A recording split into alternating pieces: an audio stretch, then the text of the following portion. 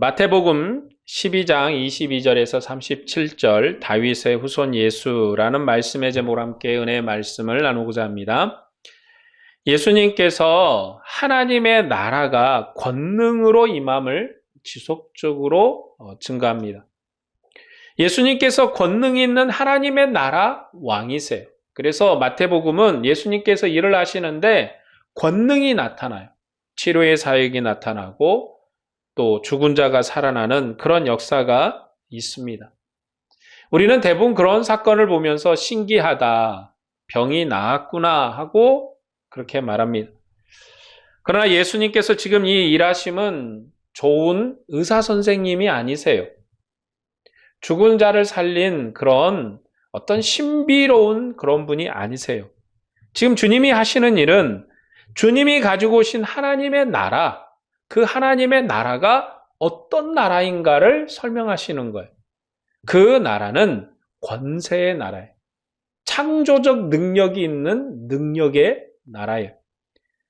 이 나라는 하나님의 권능이 있는 나라여서 죽은 자가 거기는 없어요. 병든 자가 없어요. 그래서 주님께서 병든 자를 살리시고 죽은 자를 일으키시는 거예요. 그것은 주님이 신기하다라는 걸 보여주려고 하는 것이 아니라 우리에게 지금 무엇을 가르치고 있습니까? 주님이 가져오신 나라는 권능의 나라예요. 능력의 나라예요. 이것을 가르치는 거예요. 예수님을 반대하는 바리새인들은 마음에 악이 가득한 자라고 마태복음은 증거하고 있어요. 주님이 가져오신 권능의 나라, 능력의 나라를 반대하는 자는 악한 자예요. 악이 가득한 자예요. 그런 자들은 이미 심판을 받았고 후에도 또한 심판을 받을 것입니다.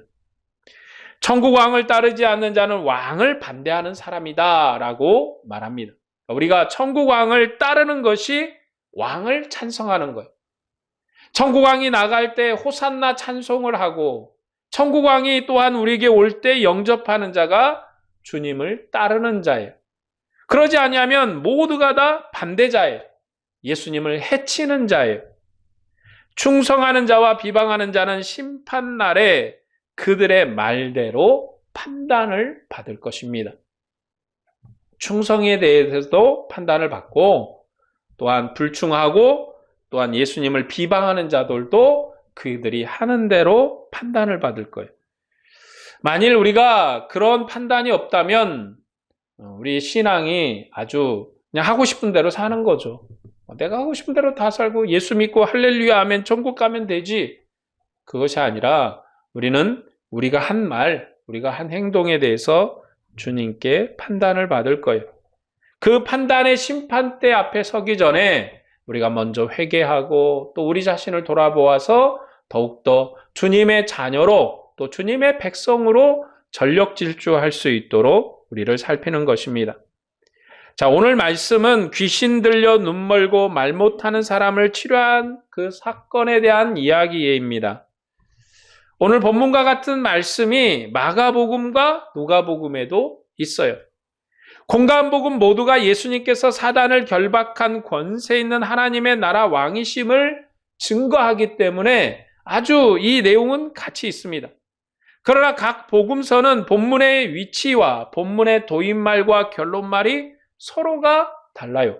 사건의 내용은 같은데 그 사건을 시작하는 말, 또 그 사건을 마무리 짓는 말, 그리고 그 사건을 어느 위치에 배열했느냐라는 것은 각각이 다릅니다. 이런 차이점이 생기는 게 왜입니까? 각 복음서의 기록자가 강조하려는 게 달라서예요.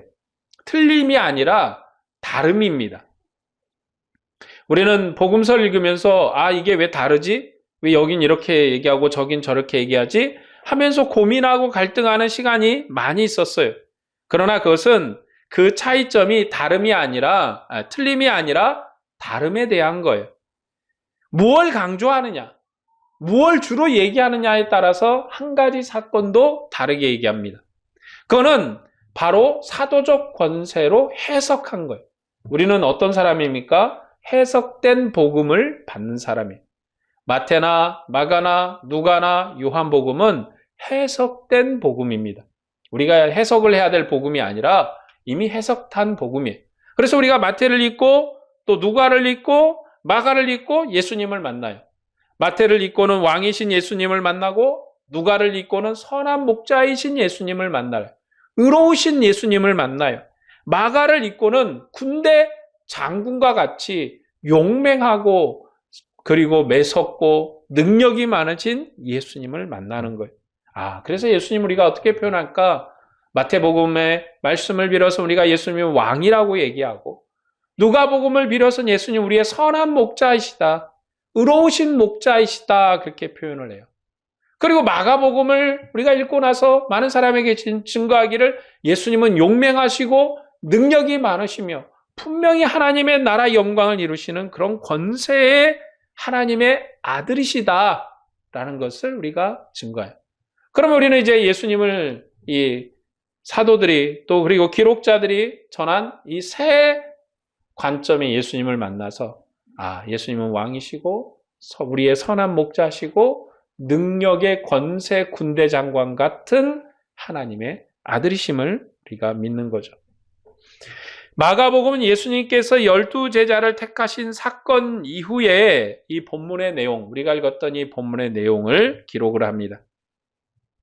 마가의 도입말은 예수님께서 집에 들어가서도 몰려드는 무리 때문에 식사할 겨를이 없이 제자들과 일하시는 그러한 모습으로 시작을 해요.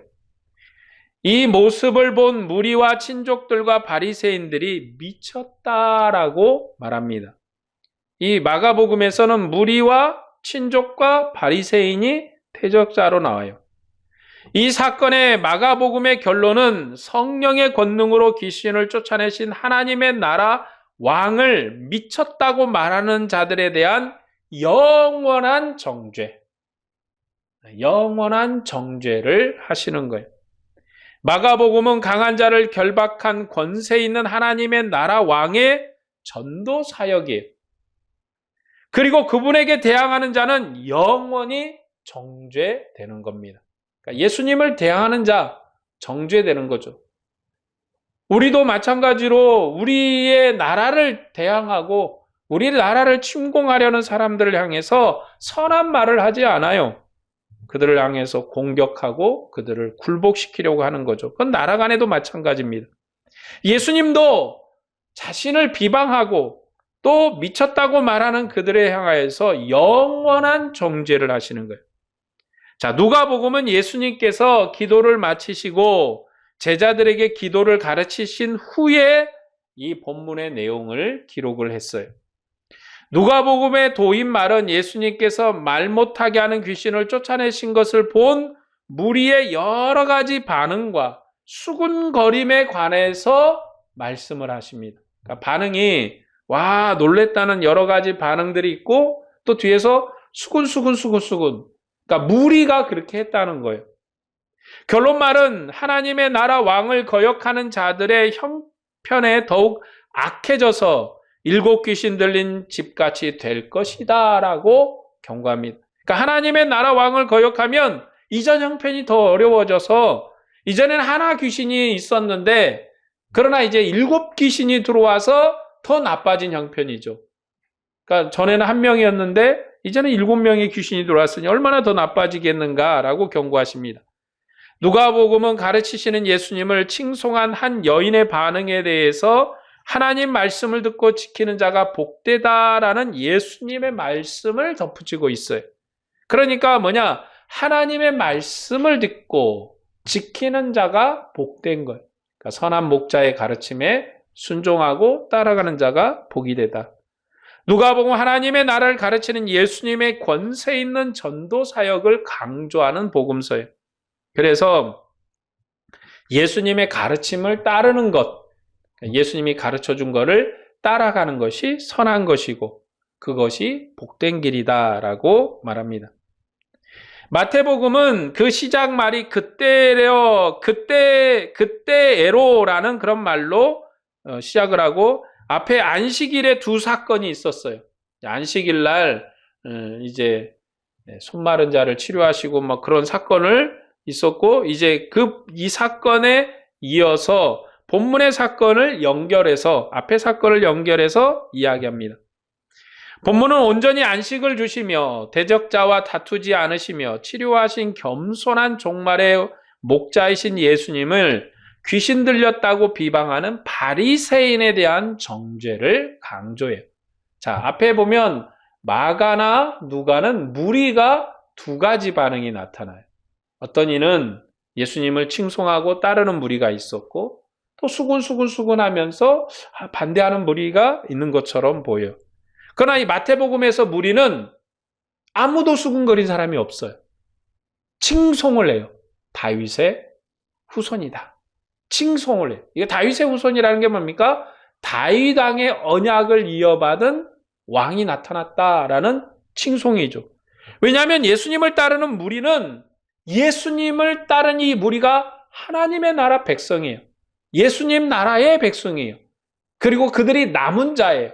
하나님의 나라를 기다리는 자들이에요. 그런 자들이기 때문에 그들은 예수님을 높이고 칭송합니다. 그러나 반대로 바리새인은 이스라엘 백성의 지도자인데 백성을 가르치고 인도하는 자인데 악이 가득한 자예요. 그래서 귀신 들렸다 정죄했음을 강조합니다.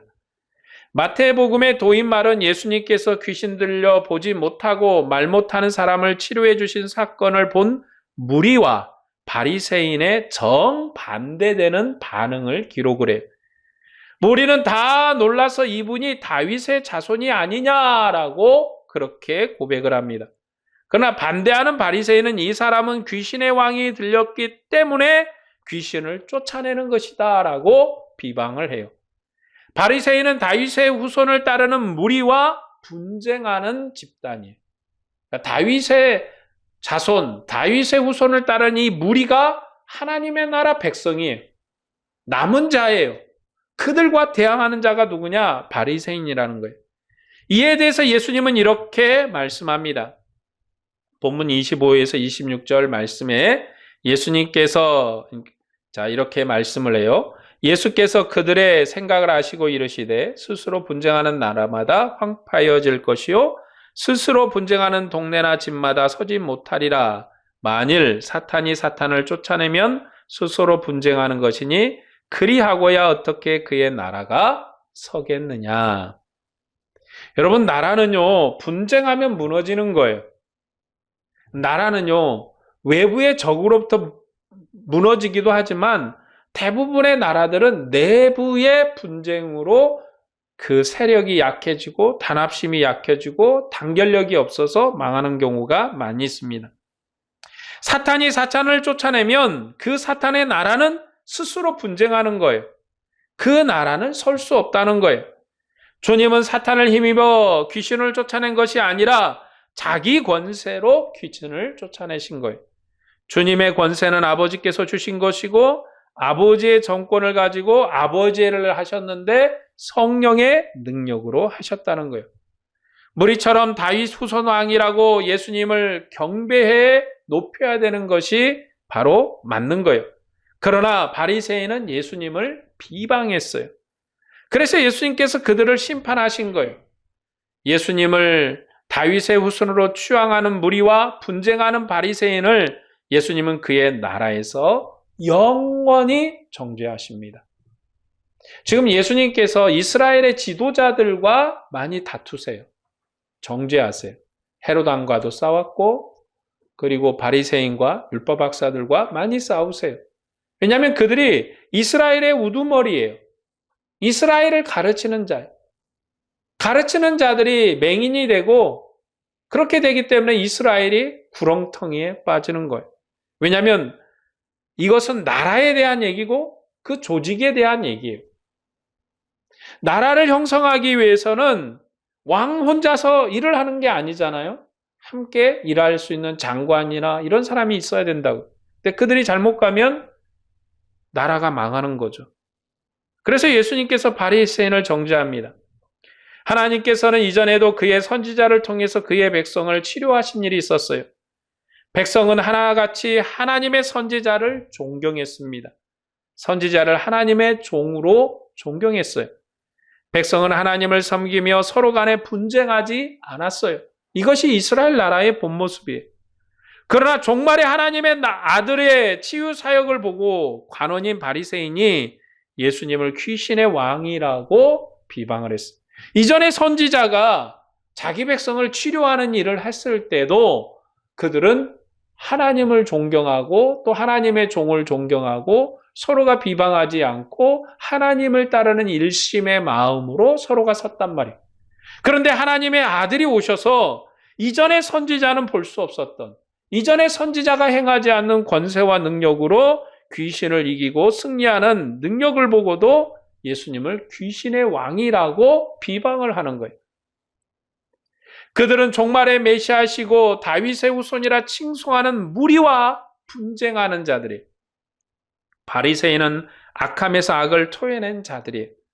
그들은 마음이 약함으로 선한 말을 할 수 없는 악한 목자입니다. 이전에 하나님께서 이스라엘을 악한 목자를 심판하여 눈을 감게 하신 일이 있었어요. 이스라엘이 멸망하기 전에 악한 목자들이, 악한 선지자들이 많이 활동을 했어요. 그 결과 어떻게 됐냐면 이스라엘이 바벨론으로 포로로 잡혀가고 심판을 받았습니다.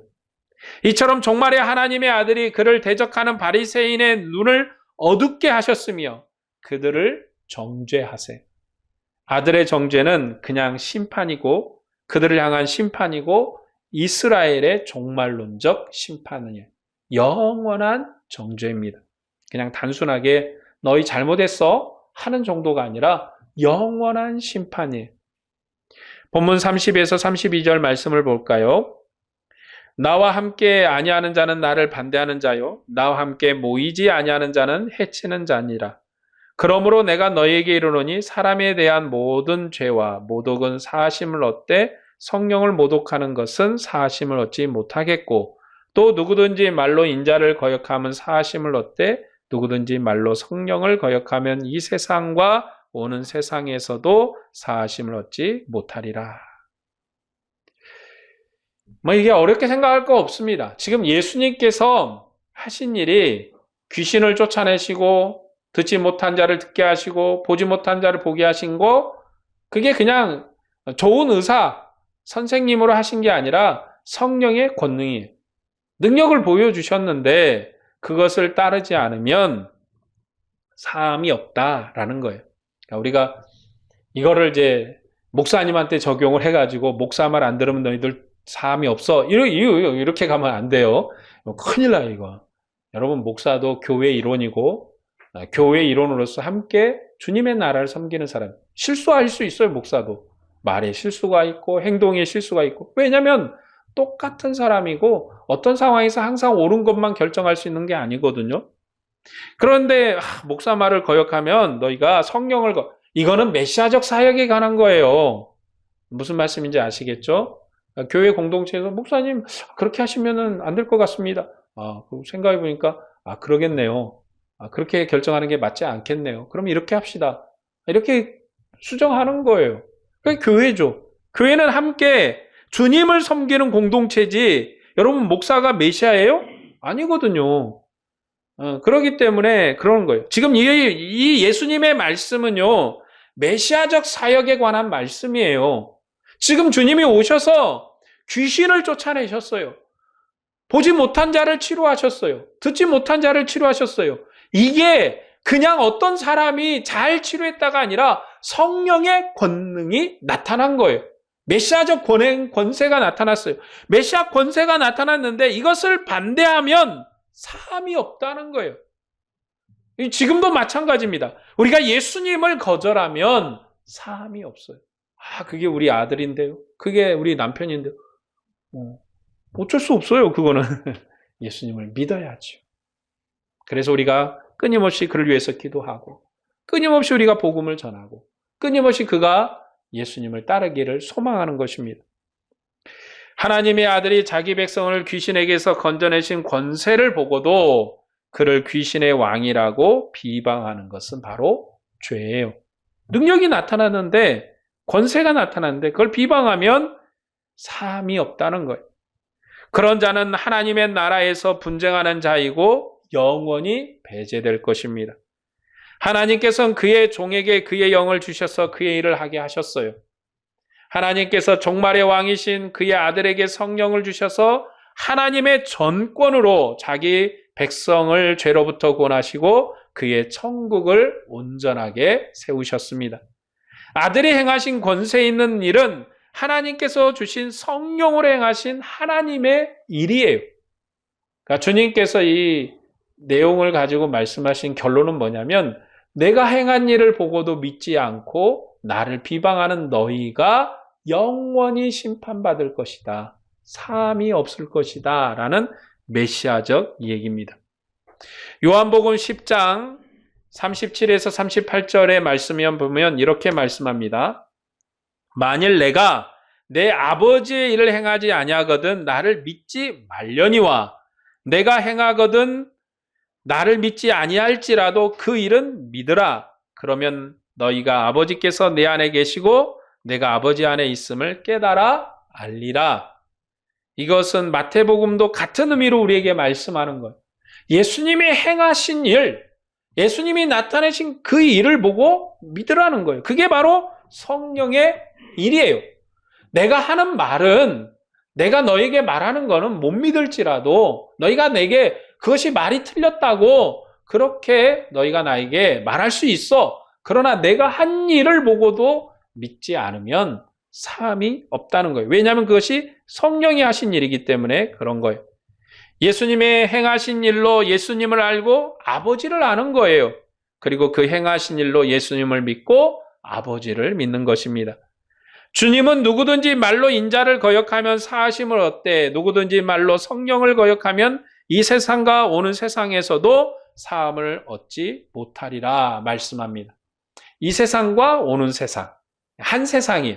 종말의 세상, 그리스도의 역사이고 그리스도의 시대. 그러니까 우리는 그리스도의 시대를 사는 백성이에요. 그리스도의 시대는 성령의 시대예요. 이전에는 아버지가 일을 하시는데 구약의 율법 안에서 선지자를 통해서 일하시는 시대였어요. 그러나 이제 예수님이 우리에게 오시고 그 여신 세상은 아들이 일하는 역사의 시대예요. 우리는 아들이 일하는 시대를 사는 백성이에요. 그리고 그 아들의 일함에서도 우리는 좀 더 종말에 가까이 사는 백성이에요. 그렇기 때문에 지금 이 말씀은 영원히 사함을 얻지 못한다는 거예요. 왜냐하면 아들의 나라가, 아들의 세상이 마지막 나라이기 때문에 그렇습니다. 성령을 모독하는 자가 사하심을 받지 못한다는 것은 영원한 정죄인 거예요. 권능을 행하신 예수님을 거역하는 것은 종말에 자기 백성을 방문하신 하나님을 모독하고 거역하는 죄여서 그렇습니다. 예수님께서 성령의 권능으로 행하신 하나님의 일을 보고도 그를 거역하는 것은 사하심을 얻지 못할 영원한 죄인 거예요. 왕을 따르지 않고 그 나라에서 분쟁하는 자는 반역자입니다. 여러분, 반역자가 누구예요? 나라를 해치는 사람이에요. 나라의 정권을 흔드는 사람, 나라의 법을 흔드는 사람, 반역자죠. 그런 자들은 영원히 그 나라에서 용서받지 못할 것입니다. 하나님의 나라는 종말의 하나님의 나라이고 그 나라에서 분쟁하는 자들은 영원한 정죄를 받을 거예요. 왜 영원한 정죄입니까? 아들의 나라가 마지막 나라예요. 아들의 나라가 우리가 보게 될 마지막 종말의 시대 때도 아들의 나라예요.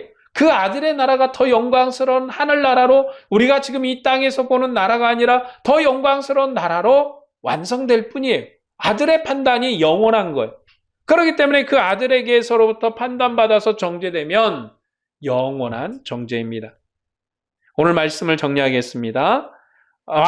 우리 왕과 함께하지 않은 자는 그 나라의 분쟁자이고 반역자예요. 하나님의 아들이 심판하는 날에 충성한 자들과 반역자들은 그들의 말대로 판단을 받을 것입니다. 이스라엘의 관원과 그들의 미혹을 받은 무리는 온유하고 겸손이 많으신 권세 있는 하나님의 아들을 부인하고 이방인의 손에 넘겨 십자가에 처형시켰습니다. 이것이 그들의 가장 큰 반역이에요. 예수님께서는 그들의 죄를 그냥 넘어가지 않고 정죄하셨습니다. 이스라엘의 지도자들은 이미 정죄받은 자들이고 멸망의 앞잡이입니다. 예수님은 하나님의 권세로 귀신을 쫓아내시며 하나님의 나라가 임했음을 선포하셨습니다. 그러나 그 놀라운 일을 보면서도 이를 인정하지 않고 비방하는 자들이 있었어요. 특히 바리새인은 예수님을 귀신의 왕과 같은 존재로 몰아붙였고 분쟁을 일으켰고, 이는 예수님과 하나님의 일을 대적하는 심각한 범죄입니다. 예수님은 그런 자들을 향해서 나와 함께하지 않은 자는 반대하는 자이고 모이지 않는 자는 해치는 자라고 단호하게 정죄하십니다. 이는 곧 하나님의 나라 앞에서 중립은 없어요. 가운데는 없다는 거예요.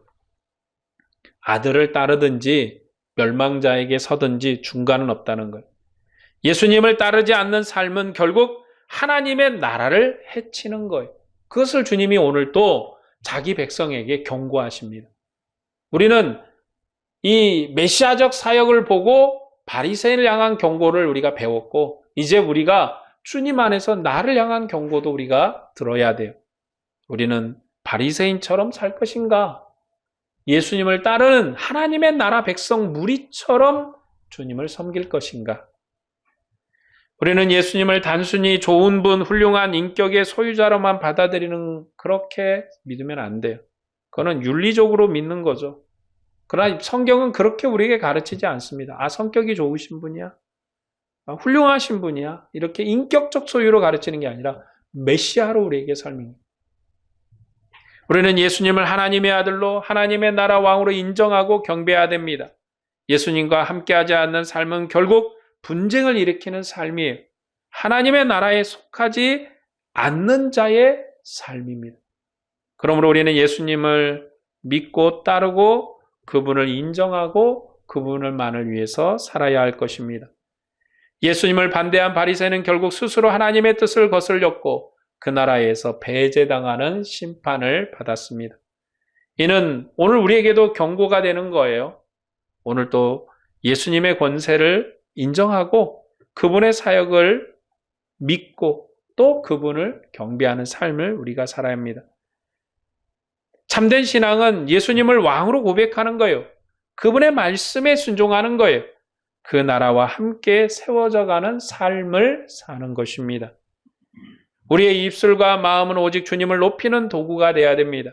우리가 예수님을 따르는 것은 단순한 종교적 행위가 아니라 하나님 나라의 왕이신 주님께 충성하고 경배하는 삶을 사는 거예요.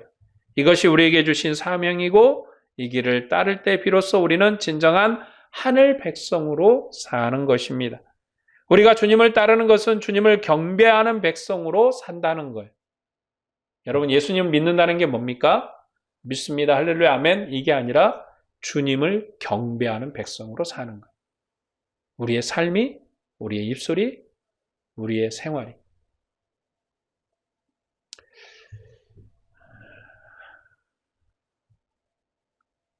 근데 많이 슬퍼요.